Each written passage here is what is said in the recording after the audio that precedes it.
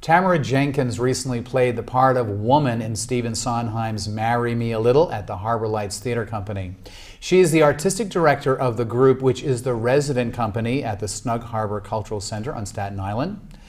Tamara plays opposite her real-life husband, Jay Montgomery, and in the performance we trace her character in her emotional journey from some of the darker and downcast spaces in love and romance. Tamara is also a Buddhist and 25-year member of the Soka Gakkai, the Buddhist lay organization which is based on a 13th century Buddhist practice which derives from the teachings of Nichiren. Tamara, is your character woman a Buddhist, or would her journey be less bumpy if she were one? I like that question. No, the character woman. I saw the show. Yes, she is not a Buddhist. She goes through a lot of it in her own mind. She is not a Buddhist, and yes, I believe her journey would have been less bumpy had she been one. Mm-hmm. Tell us a little bit about the show, actually, so those who aren't familiar with the script. It's a very interesting piece. It was actually conceived by Craig Lucas and a director by the name of Norman Renee, excuse me. And what it is a compilation of Stephen Sondheim songs that were cut from other shows. Mm-hmm. And they are kind of arranged in a certain order in a certain situation. Two people, man and woman, who are unnamed, who live actually one floor away from each other in an apartment building.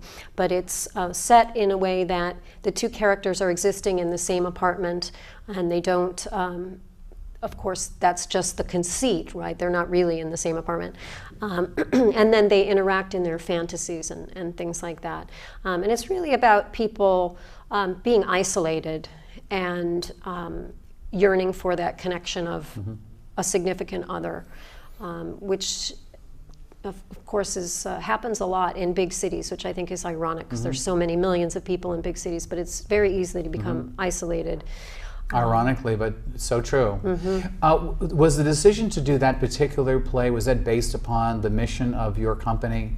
That was because one it's of the such a reasons. human play about the yes. sadness that we yes. encounter in this life. It's true. Yeah.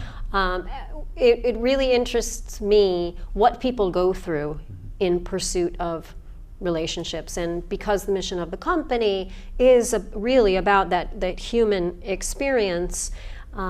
It really seemed to support the mission of Harbor Lights. Mm-hmm. The other reason that we decided to do it was a show that was recommended by some friends of ours in Staten Island, and Jay and I had actually been living in Manhattan for 2 years, one block away from each other. I was at 217 West 71st, and he was at 317 West 71st, mm-hmm. and we never met.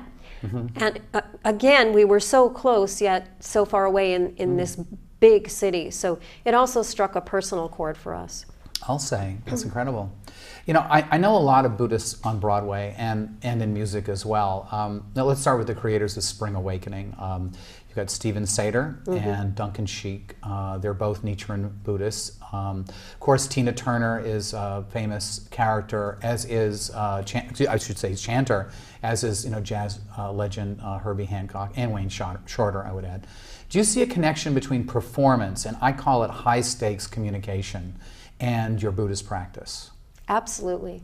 Well, I see a connection between everything in my life and my Buddhist practice, mm-hmm. because Buddha actually means life, and so Buddhism is the study of life or the practice of life. So I would say, just as a blanket statement, that everything, it permeates every area of my life. But as a performer, as I've developed myself as a Buddhist and really kind of mined the deeper aspects of my life, I'm able to manifest those things on stage and use them. Also, compassion. As I've developed my compassion over the years through my practice, I have compassion for my characters, and I have a deeper understanding of what they go through. So it's really helped me, actually. And then the last thing I would add to that is that when I first started performing, I was just doing it because I loved it. I really didn't have a higher sense of purpose for what I was doing. I mean, in your career, in your in performing. I was just doing it because it was something I loved to do, and I grew up doing it. But as I, grew up and as I studied Buddhism, I realized that it was really an opportunity to connect to the audience and to help other people view the human experience and learn lessons and to provoke thinking and other ways of looking at things and compassion.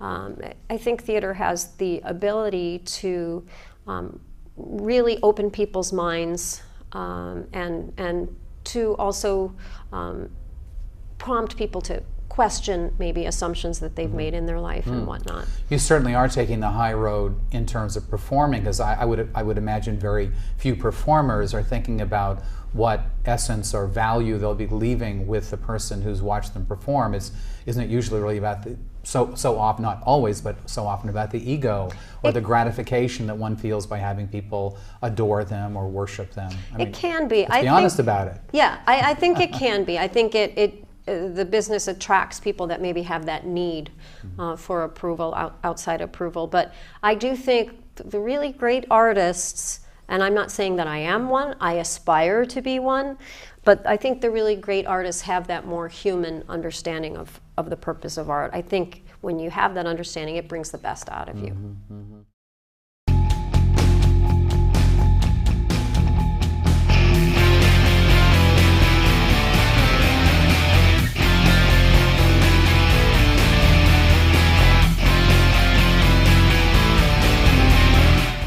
Happy to be a part of this festival. I know it's our first annual festival, so I'm very excited about that. It's been a wonderful opportunity, so many different films, different topics, and I've enjoyed it. I personally had harbored a desire or an ambition to do a film festival, but had not gone about doing anything for it because I knew it was a lot of work and I didn't have the time. So luckily for us, Dennis decided to do it. I'm very happy to be accepted here at Dennis's great festival, and when you put a lot of work into something and you get acknowledged, it makes you feel good.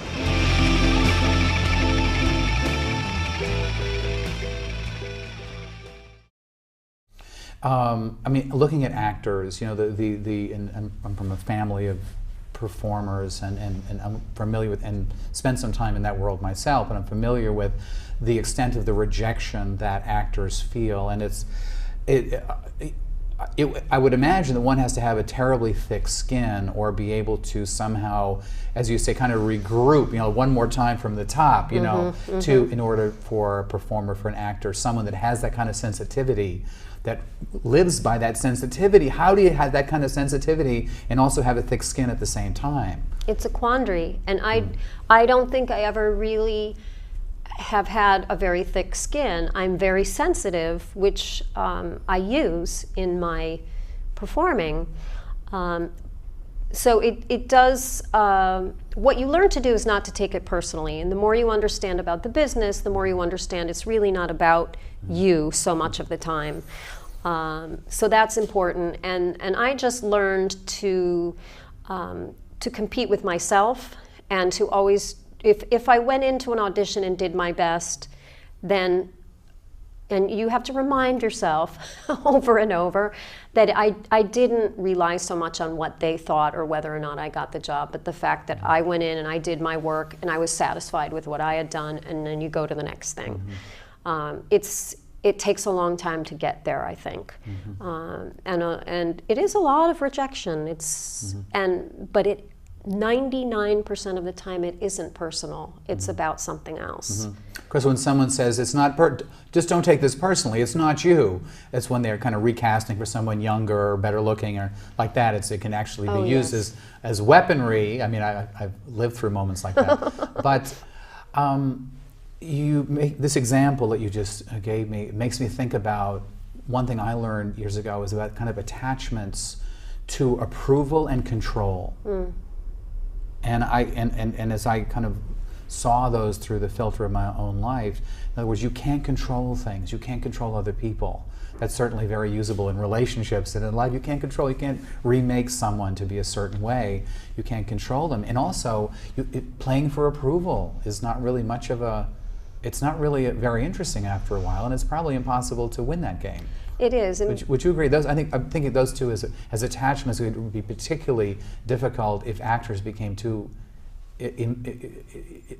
enamored with those particular systems of seeing. It's a trap. Living. It's a trap for a lot of actors. Buddhism really sees those things as illusions. They're really not significant or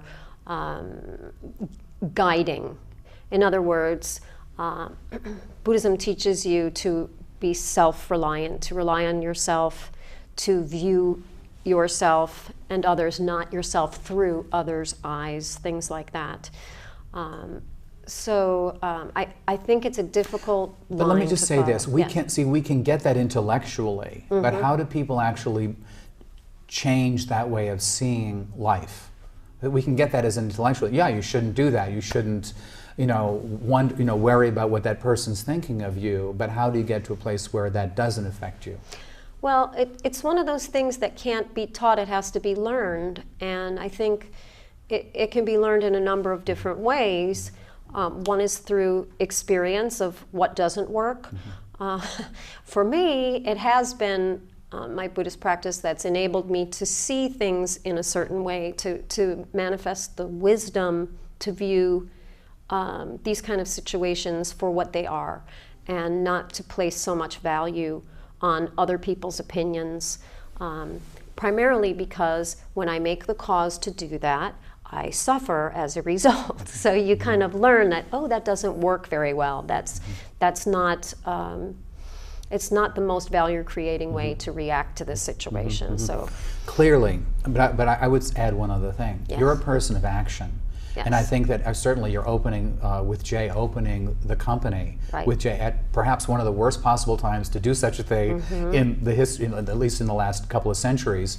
But you did it nonetheless. And also, someone in your case where you have much experience, you've thrown yourself into your career. Right. You've faced many opportunities for rejection. Right. See, I think that is also, very telling, perhaps, of your philosophy as well. This idea about taking action. taking action. Taking action. Absolutely. Taking the risk, going out there. Hi, this is Megan Boyle, and I'm out here in Long Island City to show you about the new eGarage TV network. As you can see, we are located right here on 23rd Street, right by the Secret Theater. So we're going to show you how to find our space and exactly what you can use our space for. So follow me. All right, now here we are in our lobby, and as you can tell, we have a concession stand here with snacks and beer and wine and soda and water, along with restroom facilities and a great little holding area before any of our shows start. So now we're gonna go check out the theater. All right, so here we are in our sound stage, and as you can see, this space is about 20 by 40 feet, and we have an audience that seats about 50 to 60 people. So you can use this space for really just about anything. If you want to come in and do a concert, we also have a projector screen here that slides down if you want to show your independent films, or if you want to rent out the space to shoot a music video or do any kind of recording. We have a state-of-the-art sound system along with camera equipment, lights, you name it, we have it. So you can book this space for almost anything that you want to use it for. So please visit our website and check us out at www.egarage.tv. I'm just thinking about Tina Turner and What's Love Got to Do with It, that film, and kind of the lesson. I think a lot of people's exposure to that your particular form of Buddhism, the chanting Japanese form, people learn about by having watched that film, and it shows her in an abusive relationship with Ike Turner, and despite his warnings that she would become nothing if she left him, she goes on, she discovers this Buddhist practice, and she goes on to become 100, 1,000, 10,000 times greater than she could ever thought of being when she was with Ike Turner. Some might even call it a feminist story as well. Would you agree? And where is feminism in the Buddhist scheme of things? Well, I think her story, it is absolutely a feminist story. It's also a very universal story about people that are kept down by somebody else, and that could be minorities, that bad could be marriages. Children, bad marriages. It can be men kept down by an abusive. That's bad parents too. Yes, you know, it's in a lot of different forms. And it can bad be teachers. governments, Yes, governments, teachers. I think it's a very universal kind of situation. And what was exciting was watching her really break. Well, talk about breaking through. She just broke her internal barriers. To really be able to kind of manifest her own strength and confidence in herself and whatnot. It was very exciting for me to see the movie in a big theater and have Nam Myoho Renge Kyo across this huge screen and watch her up there chanting. It was exciting to watch. And actually a lot of people that when I mention I'm a Buddhist and I chant Nam Myoho Renge Kyo, a lot of people will say, oh yeah, like in the Tina Turner movie. So I think that the movie did a lot for kind of exposing people to the practice and to what can happen to somebody's life. Since you just mentioned the phrase, why don't you explain it, what it means? Nam Myoho Renge Kyo. Well, actually, the Buddhist monk that established this practice, I like to kind of draw a correlation between Thomas Edison, for example. There's a universal law that exists in nature, and it's electricity. And Thomas Edison really discovered how to tap into that fundamental law that exists in the universe. Now we can just kind of turn on a light and we can utilize this electricity. And Nam Myoho Renge Kyo in the Buddhist philosophy is really the fundamental law of the universe that all other laws are governed by. And Nichiren Daishonin, it's an actual vibration. And Nichiren Daishonin discovered that chanting this phrase really enables people to tap into this fundamental law, which is kind of the life essence that permeates everything, and this Buddha nature that exists within our own lives, everyone's life, and every sentient and insentient being. So chanting this phrase really enables people to manifest a higher wisdom and compassion, and really bring out your best self. It actually means, it's the title of the Lotus Sutra, which is one of the teachings, considered one of the highest teaching of the kind of historical Buddha, Shakyamuni Buddha. And, of India. Of India, correct. And it literally means kind of fusion, devotion to Nam, Myoho, the mystic law. Renge literally means lotus flower, and it signifies the simultaneity of cause and effect. So when you make a cause, there is an inherent effect just waiting to appear in your life. And then Kyo means, all these words have many meanings, layers of meanings. But Kyo means either sound vibration or the teachings of a Buddha or the weave in a cloth that kind of holds everything together. So it really means kind of fusing your life with this mystic law of cause and effect. And that's law of cause and effect is permeating the universe and kind of how things work in the world. Wonderful. In recent weeks, I've interviewed a leading psychiatrist, a prominent inspirational author, and a university professor on what it means to break through. And that was kind of the concept of the show, the idea of actually finding what is this breakthrough? What is this, and how can we get to it by speaking to people from different points of view and different perspectives? I wanted to speak with a Buddhist for the very same reason. How do we get beyond our limitations and become the person that we are meant to be?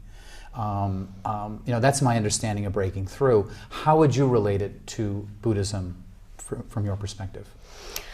Well, I think that in the Buddhist philosophy, the entire universe, kind of the macrocosm, exists within each individual person. So the potential that exists within each of us is absolutely unlimited. And when you realize that, when you are able to manifest that belief, then you have kind of the will and determination to fight whatever obstacles you're presented with. And usually most obstacles ultimately are coming from inside. It's your perception of the situation or your doubt in yourself, that kind of thing. So I think in most circumstances, really gaining the confidence and determination to persevere and to take action and to not give up and to fight for what you want, for what you believe is right. I think those things really emerge through your Buddhist practice and through studying the philosophy. I want to relate that directly to your decision to start this company at a time when, some would say maybe wrong time to do something, when we had, one of the biggest recessions of the past, 100 years or so. Right. Any regrets? How do you turn the corner? How do you break through into achieving, your hopes and dreams for Harbor Lights and for Snug Harbor? Well, I think it's a long journey. Do I have regrets? Of course, I'm a human being. There are times where... On a bad day, you'll yes, say, what did I get myself into? There are moments where I say, what was I thinking? Who told me this was a good idea? And of course, the answer was me. Yes, I think it's going to be a bit of a journey. We are not there yet. And it comes down to just not giving up and holding on to that vision of what we're trying to create.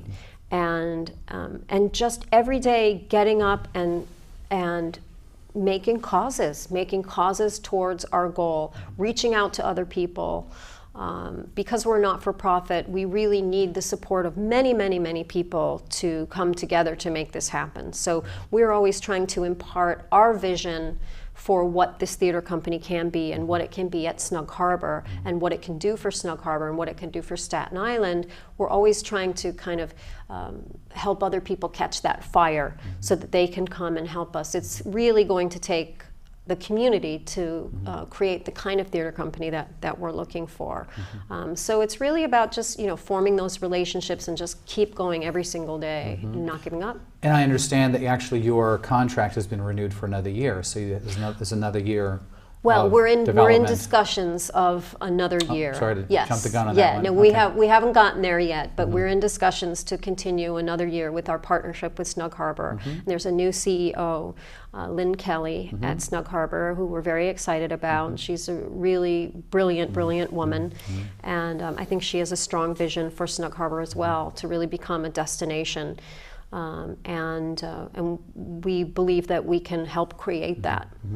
Snug Harbor, I've seen the place. It's really an extraordinary, wonderful venue. I mean, people should look it up, should really go online and take a look and see what this place is. But it's largely unknown by the kinds of people that you are beginning to bring over there to see shows. And even for the people of Staten Island to really, I think if you ask 9 out of 10 people in Staten Island, if they knew where Snug Harbor was or what it was, they wouldn't really know the full extent of it. It's really an unmined jewel. Extraordinary place. It is. I wanted to get back to, you've originated roles in the first national companies of Chicago, Les Mis, and Cats, and now you have a family and a husband and a daughter, Emerson Grace, age 2.5 or 3? She's about 2 3/4. 2 3/4. How does the resident company play into your vision of this stage of your life and your career? Well, it really dovetails into my family life and my artistic career. What finally made me get up and say, okay, I got to do this is my daughter. I was unsatisfied with being an actor after 27, 28 years of doing this as a professional actress. I really wanted more. I was ready for more. But when Emerson came along, there's so much traveling. I've spent so much of my career on the road, either in the United States or Europe or wherever, and I didn't want to travel anymore. My husband's also an actor. I wanted to keep our family together, and we really wanted to invest in our community where we're going to be raising our daughter and kind of bring what we have to offer to our local community with And that is your local community. You live up the street from We live right up Snug the Harbor. street. Yeah. Incredible. We can walk to Snug Harbor. How amazing. How amazing. back to kind of religion, and this is kind of something that I always, probably because I was born into a Roman Catholic family, went to Catholic school for about 7 years. But one thing that always kind of bugged me about organized religions is when they say that you can't like go to heaven, or you can't achieve enlightenment, or be saved from damnation, without following these rules and doing it this way. Is this, in terms of your Buddhist practice, is there hope for the rest of us, who may or may not do this practice? How do you hold that particular question? Because that's something that's always bugged me. It's a great question. It's something that's troublesome about religions, to say that everybody who does it our way is okay and everybody that doesn't is not Buddhist at all. Actually, Herbie Hancock said something that I thought was very profound. He said Buddhism it's actually a philosophy, but if you want to call it a religion, it's a religion that embraces all religions, because it embraces all of life. So, and because it's really this law of cause and effect, it doesn't matter whether you believe in gravity. If you walk on the ground, you're walking on the ground. If you jump off a building, you will fall. You don't have to believe in it. You're still making a cause. And it works the same whether you're a Buddhist or you're not a Buddhist. There's no special treatment because you're a Buddhist. Cause and effect is exactly as strict for a Buddhist as a non-Buddhist.